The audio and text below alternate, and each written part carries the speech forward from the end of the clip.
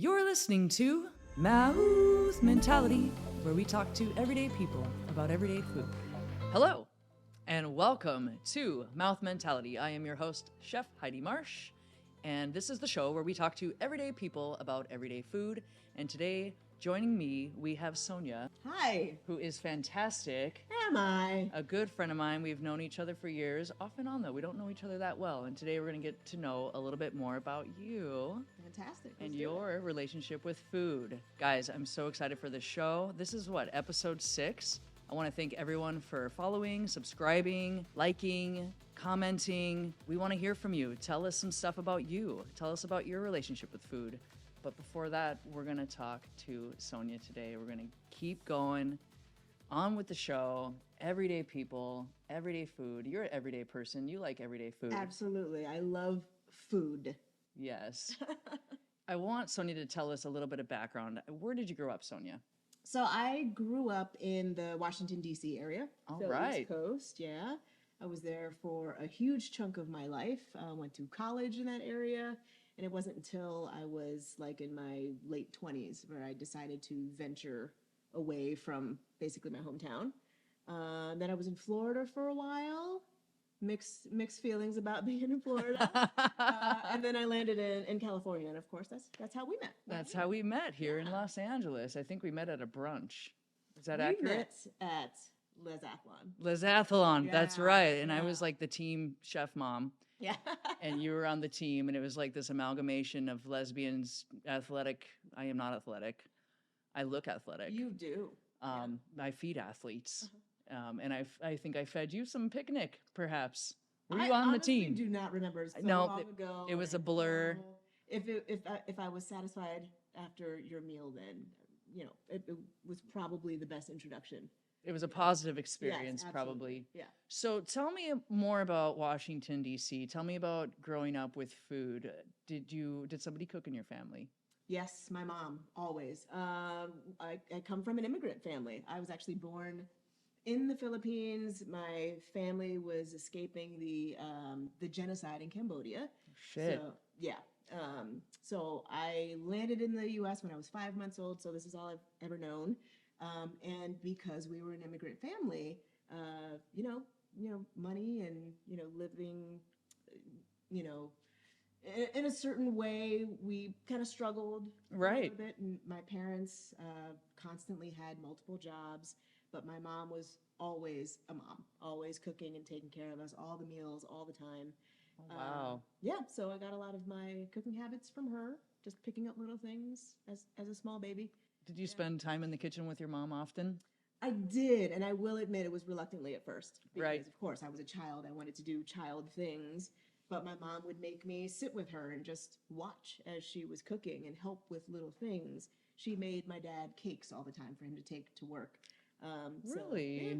But it was all like cake mixes, like boxes. And stuff Oh, yeah. like that. Did you get to lick the spoon? I was always scared to lick the spoon Oh. because, the salmonella. The raw situation. eggs. Yeah, I my was mom always a like, spoon "No." licker. I was not afraid You of that. strike me as a spoon licker. I still am a spoon licker to this day. I don't double dip. I don't put the spoon back in Yeah, anymore. I don't want to do that. As a kid, though, it was, of course, they only gave you the scrapings at the end. The spoon, the little attachments, Yeah. My mom started me off young. She didn't know I was a spoon licker. Yeah. But your mom would make cakes to send to the office. Is there like a memorable meal or a comfort meal that you remember your mom making growing up? Oh my gosh. There were so many.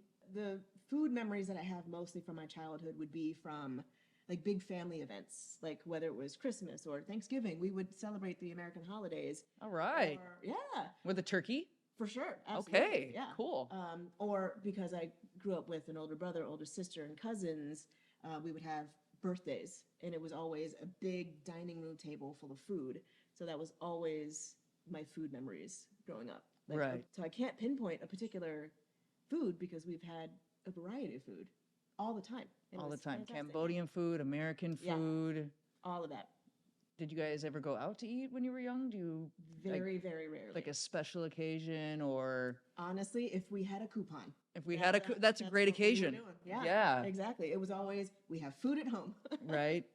Kids eat free at the old country buffet. I love a buffet. I will emphatically raise my hand if anybody's like, "You want to go to a buffet?" Yes, because it's a variety of foods. You get to taste lots of different things, and Yeah. So have you always been an adventurous eater? Were you ever picky?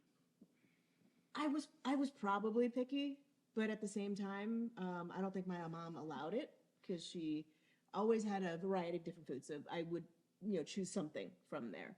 But also, we could not waste food. We Right. were not allowed to. So I don't think I was permitted to be that picky. Did you ever have the thing like my parents, if you didn't eat it for dinner, you had to eat it for breakfast? Maybe, probably. Maybe. I recall like tons of leftovers always because again, no food waste. Right. So, yeah. If we didn't finish our plate, it would be the same plate the next day. I see what you're Yep. saying. So Yeah. I would be stuffing overcooked carrots in my pocket to throw them in the toilet later. Oh, To smart. be honest, Yeah. guys, like the little tricks. Yeah. Because there were things I did not like a smushy carrot. Yeah. Nope. It was more like I had to sit there and eat it. You had to sit. Yeah. Yeah. Yep. Mm-hmm. Yep. Did you all sit around the table? Sometimes because my parents, especially my dad, he worked a lot of overnight shifts. So it was really hard to have us all together at one time. Right. Except for those big family meals where we would kind of plan around everybody's work schedule. So no, we didn't have like dinners at 6 o'clock. It wasn't like that. Did you have dinner in front of the TV? Very frequently, yes. Yeah. I feel like we're probably, that generation where it was like, we had big gatherings and those were most memorable. But then it was like, okay, The Simpsons are on, Married with Children. Let's get our spaghetti. Right. And I remember one time my brother was like running down the hall with his plate of spaghetti and he tripped and the whole thing slid off and across the carpet. Yeah. And so then it was like, okay, no more eating in front of the TV. And that lasted like a week. Right. That was my brother, Jesse. Love him. Love you, Jesse. Yes. That was always my like fear, in high school or something, walking in the cafeteria with your tray and then slipping with a tray of food. So I feel for your brother. Did you eat the hot meals at school? Yeah. Yep, you had the school lunches and yeah. the square. Qualified for the reduced lunch. Yes, or free lunch. I qualified for the free from time to time. Yep. The square pizza and my favorite was, oh God, I hate to say it now because it was so dry, but it was the steak sandwiches. But they weren't really steak sandwiches. It was like the almost like the steakums.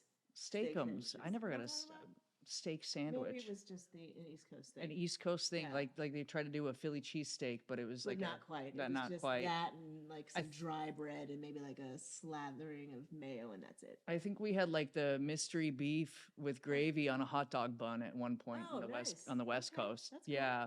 Yeah. There was such a plethora of variety in school lunches growing up. Yeah, absolutely. The chicken a la king. I don't know if you ever got that. Nope. Yeah. No. It's like just a whole bunch of chicken gravy with peas and carrot. Looked like chicken pot pie without the pot or the pie. Yeah. Okay. On a crunchy biscuit. Nice. Good times. They called it a la king. It was gourmet for the school kids. So you grew up in Washington, D.C. We're following along, everybody. And then you went to Florida. Yeah.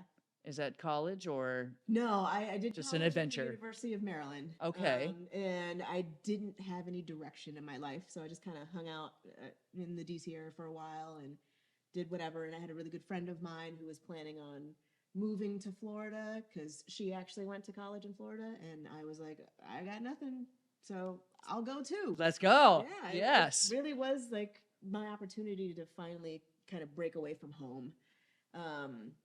Little did I know, I just really craved that independence. Not little did I know, I knew. You knew.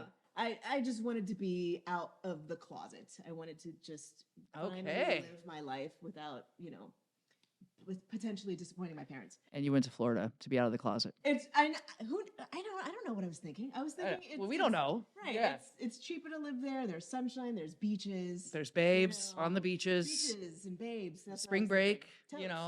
That's all I was going through. Mai Tais and what do they drink down there? Mojitos? I don't know. Yeah, sure. All Yeah, those things with umbrellas in them in case the hurricane comes. So did you eat any alligator or anything down there? No, that's the thing. I don't think I'm that adventurous with food, honestly. I think my wife is much more than me. Okay. So no, I've never had We're going to have to culinary. get her on the show next. Yes. Yes. So what were you doing? And you were just like hanging out down there, or clubbing, and Oh, God, Miami Beach? yeah. Like, what's up? There was some clubbing in those days. There was a lot of that. So not a lot of eating, just drinking and Yeah. and, lot of and drinking. licking Well, spoons. actually, when I got there, licking spoons. You're the spoon licker, my friend. Don't project your spoon licking on me. I like where but- this is going. One of my first jobs when I got there, because all I could do was, the usual standbys, work retail or work a restaurant job. Right. And my first job was in Florida, was working for a sushi restaurant. Okay. Small business. And back then, I guess I was somewhat picky because I applied for the sushi restaurant, but I had never really tried sushi. I had to force myself to learn to like it, and it wasn't that hard. Sushi is amazing. I learned eventually.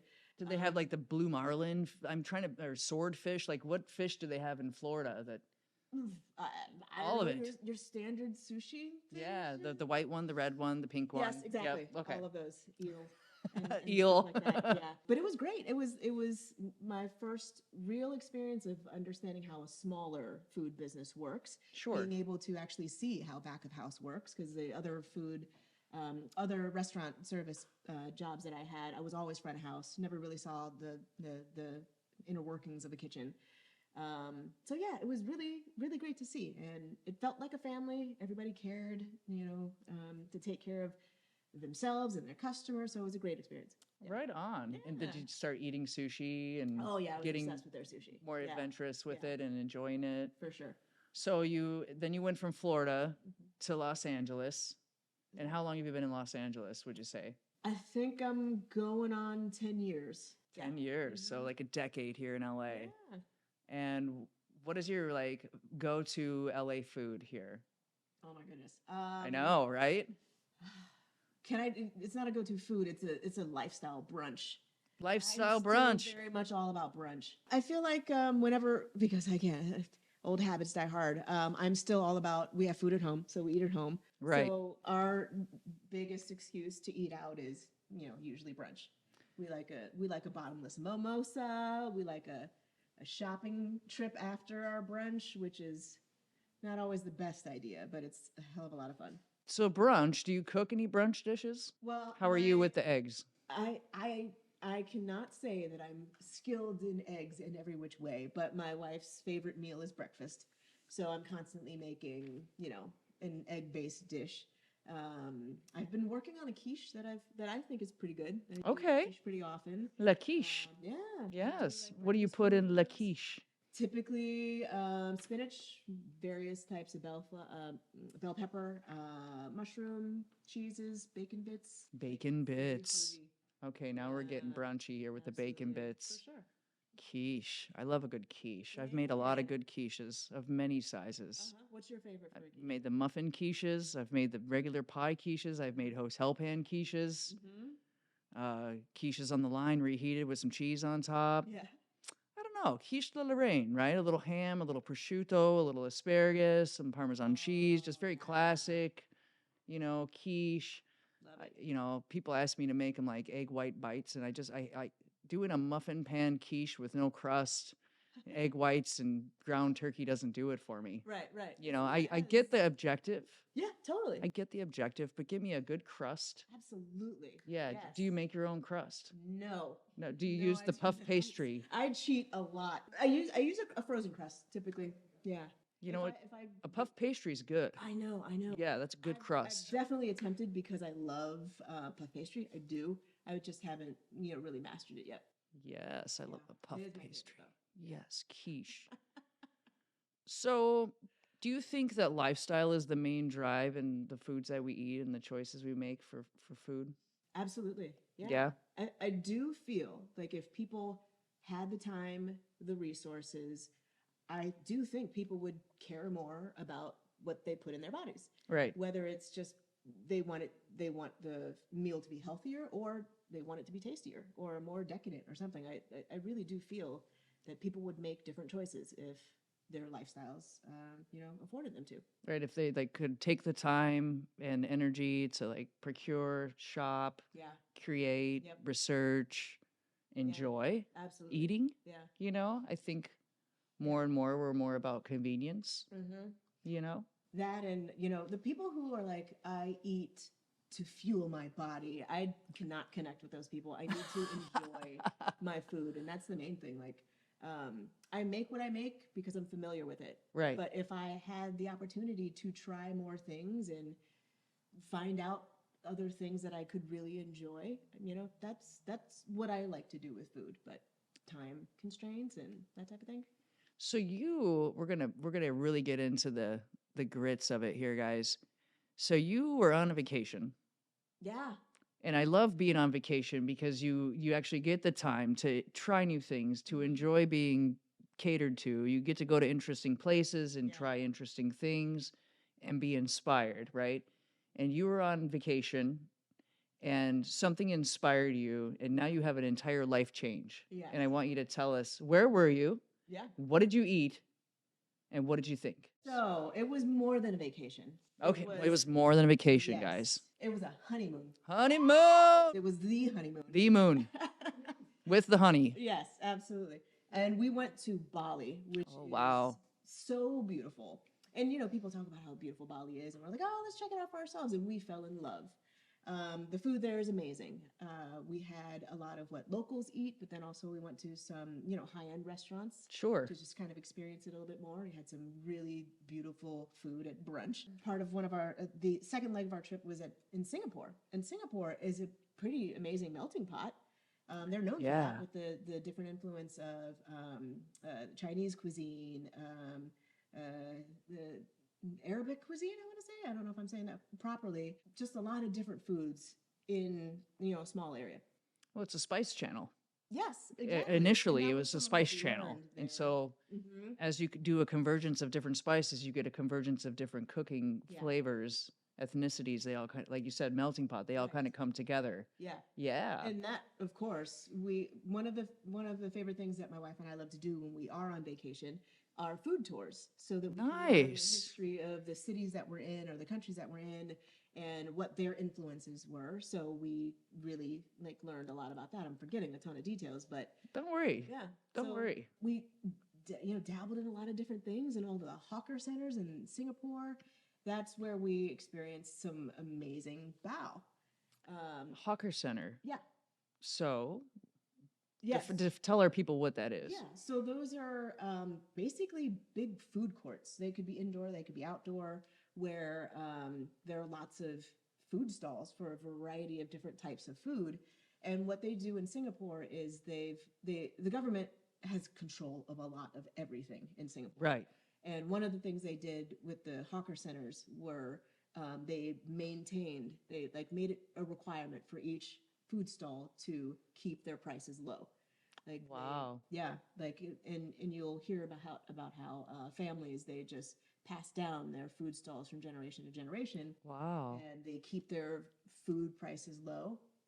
And that's why all of the tourists and locals, they eat out a lot because food for them is cheaper when they eat out at the hawker centers. Huh. So yeah, you get a lot of things to taste when you're going through those areas. And then you tasted the bao bun. Yeah. I mean, I've loved bao since forever, but so that was the inspiration for a business that my wife and I started. It's called I Love Your Buns.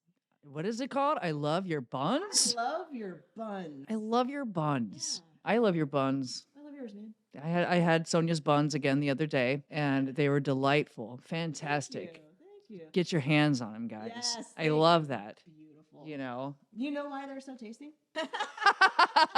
Because they're made with love. Yes, but also I want to dive into this because you, my friend, were such a gracious consultant in helping me develop my menu, and it's your influence that really helped me really hone in on the different flavor profiles for each bun. So thank you for that. No, thank you for asking me. I remember when you first started, when you first texted me or however you communicate. Yeah, you texted me. You're like, yo, I'm going to start this thing. And I'm like, cool. And you're like, I can't tell you anything about it. You got to sign an NDA. And I'm like, cool, I got you. This is LA. This is what we do here, and I'm really excited for you. Come over and have dinner and let's talk about it. Yeah. Because anytime anyone says I want to start a restaurant, I'm like, no, you don't. That's my first answer. But it's not really my answer. It's like, no, I don't. But I would love for you to do that and be successful. But I want to know, what is it you're doing? Yeah. And do I think it can be successful?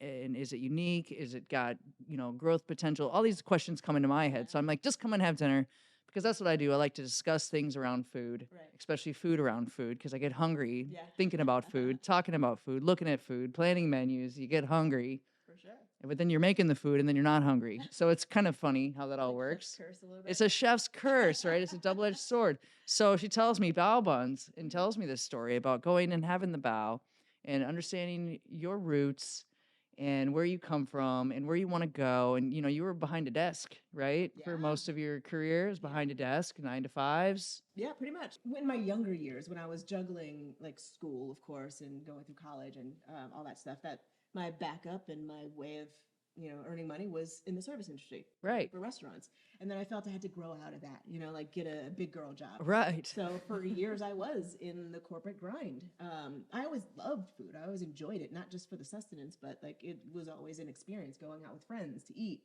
And throughout a lot of times, because I never really had true direction in my career, I just kind of fell into something and did that for 9 years. There was always something in the back of my mind, like, can I go to culinary school? Is that a thing that I could do? And I looked at it so many times. And Right. every time I was like, I can't afford it. Ah. I can't afford it. Yeah. Unfortunately. It's a price ticket, man. It is. Yeah. It is. But you just pick up some skills, a little bit of technique here and there, and I learned a little bit from you as well.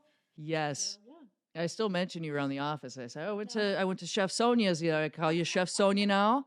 I went over there. We did some B-roll. We had some buns, and people remember you. They remember your presence. They remember your efforts that you put in. She came up to the office and was cooking with me, and we did some test kitchens, and we really explored this bao concept, guys. And I really wanted to dial it in and like show her the whole picture and introduce her to the vendors and all of the programs they can help you with. So you guys are doing some pop-ups around the Long Beach area. Tell me a little bit more about how things are going with the business and what you're trying to do down there. Yeah. So we're in a ghost kitchen to start. So we're really trying to build our customer base there, obviously. But we're hoping to grow this into a much bigger food trend. You know how sushi eventually, blew up. Everybody now knows about sushi. Everybody now is familiar with Thai food and now ramen and all of these things. And the taco, right? Absolutely. So bao could definitely be one of those things that everybody eventually knows about. But you got to start somewhere. So we're starting in Long Beach, and the pop-ups we found the best way for people to experience what this thing is, because surprisingly, we're foodies. Like we know about a lot of different types of food, but there's still tons of people who don't know what bao is and what fillings you can have with them. Our approach, which we're pretty proud of, is that it's not traditional bao. It's gua bao. It's the the little clamshell kind of style. The clamshell. Yeah. The taco bao. Yeah, exactly. It's like a fluffy taco, guys. Yeah.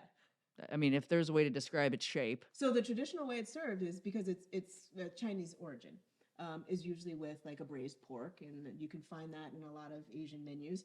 But we like to introduce global flavors. So we have like a Korean style, a Thai, a Khmer, a Latin style bun, all of these different flavors on a bao. And so we have to educate everybody on what bao is first, and that you can have all these delicious flavors inside. And you have the month of the bun, or the bun of the month. Yes. The bun of the month. Our usual menu is pretty fantastic. It is fantastic, you guys. Create more excitement around new flavors that we're introducing. And this bun of the month is a hot honey, which is an amazing, trendy flavor that's out there. So we thought we'd jump on that train. It is. Flavor train. It is. And the sauce that you use is fantastic. The composition of the bun. So, like, I worked kind of initially with you on recipe and technique, and helped develop Sonya in a way that she could take her ideas and really turn it into a business. And now visiting and enjoying the bun and not being on the consulting side, but just being a friend, is like, wow, your food is delicious. I left with a sense of what you put into your food. I felt the lightness, I felt the love, I felt the flavors initially, but leaving there and going, wow, that was just a fantastic lunch. That you was so much. just a nice treat to set up my Saturday, and I didn't eat a lot, but I felt full. And because of the flavors and the love, just feeling that goodness that you put into what you're doing, you're very proud of what you're doing, Yes. and you should be. Yeah. It's a lot of hard work, guys. It's a lot of long hours, and tell me like about the challenges that you're facing. Well, first of all, thank you for all that. It Yeah, really means a lot coming from you because I respect you so much and all the things that you help you're gonna me make me with. cray. And we can have a sob session. Okay. But no, genuinely, thank you. It means a lot. Yes. It is hard starting any business, but of course, in the food business, there's definitely opportunity to fail if you're not, minding your P's and Q's and doing everything you can to watch your margins and market your business. Right. And I have to say a huge thank you to my wife, who's a co-owner, co-founder, and of course, interestingly enough, even though this is my baby, it was her idea to actually go on this food adventure. And she puts in so many long, hard hours. And it's really challenging. And it's a physical shift from what you've been doing for the last decade, right? Absolutely, You're yeah. up on your feet. Yeah. So you have like the mental aspect and the financial aspect of running a food business. Then you have like the day-to-day physicality, which is completely different than what Yeah. you're probably used to, right? Absolutely. I am waking up achy and swollen. That would like the onset of that would happen so quickly. And I'm in a kitchen dealing with food all day, but I've dropped so much weight. It's surprising, but all the challenges, all the hard work, it's still very much worth it to take something that you love and share that with other people. So Right. it's been a hell of a ride, but worth it. I think that's one thing you said to me is like I don't have to answer to anybody anymore. You answer your wife. We always have to answer to our wives or our significants. That's always a thing. It's always yes, and I will do better and I will try harder and you must, and also you must jump in the pool. That's another story. It's in the contract of whatever's in the contract that they decide. Yes.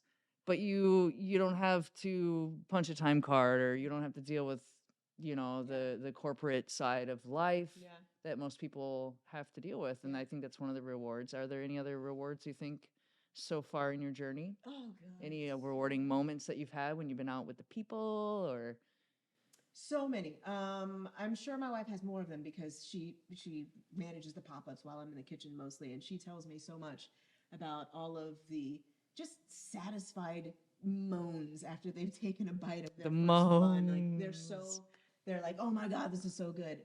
oh, Yeah, that's the exact. It's like it's guttural. So happy getting their hands on these buns. But getting their mouths on your buns. Yes. We love a 5-star review, and we're getting rave reviews that way because that of course helps get us more customers. Every time someone tries us for the first time, it really is. It's that validation, that affirmation. That right. We're on the right path because people are loving it. They really are. So yeah, that happens a lot. So can you think of any other rewarding or noteworthy experiences thus far with the buns? Yeah. Okay. So we have to shout out our best customer ever. So when we get the orders in, we just get like a first name and last initial. And this customer of ours, Joe R. Joe R. Where are you, Joe R? Whoever you are, because it's not a personal friend of ours. This mysterious Joe R has been ordering from us probably once or twice a week since the day that we opened. And it's amazing that we've been able to connect with one customer so, deeply that he's been such a consistent customer of ours. And it's fantastic. Isn't it? Isn't it, Luna, baby? I feel like she knows who he is. Yeah. I feel like Luna knows who Joe R is. Secret. Joe R, whoever you are out there, local to Long Beach, keep ordering those buns. Yes. Keep enjoying and being addicted to the buns. Thank you. We love you, Joe. We love you, Joe. Yeah, and you guys put every last effort into personalizing, even from the ghost kitchen perspective. We were in on Saturday and seeing the love notes and the, just the care that you put into the packaging and into your brand. You put every effort you can, even though you're in the ghost kitchen and you're doing the Postmates deliveries or however people order, right, virtually order your food. They receive it, and I see on Instagram people posting your food and how they receive it. It's made with love. It's cared with love. There's love notes in there. Love, love, love, love, love. Your buns. Yeah. It's just it's fantastic. And I think that doing the pop-ups, and doing what you're doing now can build into something so big for you. So I'm very excited to see where you go. And we are too. Yeah, it's a whole new adventure, and it's just getting started. Any other final challenges that you're having with the company? Yeah, I mean, so we decided to go the ghost kitchen route because, granted, this is our first venture into a food business. We have some background in it, but, we haven't run and operated a business or a food business before. So we thought a ghost kitchen would be the safest bet, launch, test the concept without, too much overhead, right? Getting our first brick and mortar. And we thought that was such a great idea. And it has been beneficial. But the downside that we didn't really realize was the lack of visibility. I mean, we're a ghost kitchen. People don't know about it. We cannot see ghosts. Exactly. Yes. They're not typically they're not. They're phantasmic. Yes. So that has been one of the bigger challenges. But, we're working to build our brand, as you were saying, that it's important for people to understand who we are, right? Providing their food, not just the food itself, but what we represent, like all the love that we put into our food. It's genuine. Because food is my love language, and that's what I'm sharing with people. So that is part of our brand, and it's hard for them to see that in the ghost kitchen, which is why pop-ups have been a big thing for us. They don't see that you're virtually making everything from scratch, your recipes, and you've designed these bows, originality. Like this is like from your original heart. Yeah. Do you have any advice for anybody that's looking into starting their own food business? Oh, wow. Definitely try to tap into as many resources as you can. Get you a great consultant. Hey, yes. You can hire Chef Heidi. But I am a learner by nature. I'm always very curious. I like to know what I'm doing as much as possible. So I did a ton of just, internet searches, and I found a lot of free resources. And I'm continuing to take just random classes just to make sure I'm staying on top of whatever skill that I need to successfully run this business. So do that. It's very hard. So you really can't just jump in. Have an idea of what you're getting into, for sure. Absolutely. You want to know, I remember when you were saying you were taking some chef school, and I was like so proud of you, and you had like your little knife kit that you brought to do some stages with me and your chef coat. And I'm like, this is the real deal. Like, I love when people, they take it seriously. They take every effort they can to build their dreams. This is a dream of yours, and it's come alive. And it's so great to watch you and to watch, where I got to see like where you started from that initial text and just working with you, and to see where you're at today. And super proud of what you guys are doing. And I mean, I could see you guys having like a food truck, and I could see you popping off, down at the beach with that. And I could see bows all over town. I could see your buns everywhere, Sonya. Yeah. Buns in your face. They're going to be everywhere. They're going to be everywhere. Make sure you guys get out there and grab you some of them buns. Grab them by the buns, get your hands on them. It's so great just to have you on the show today. And I just want to say thank you personally for having me involved in your business and having us down to eat your buns.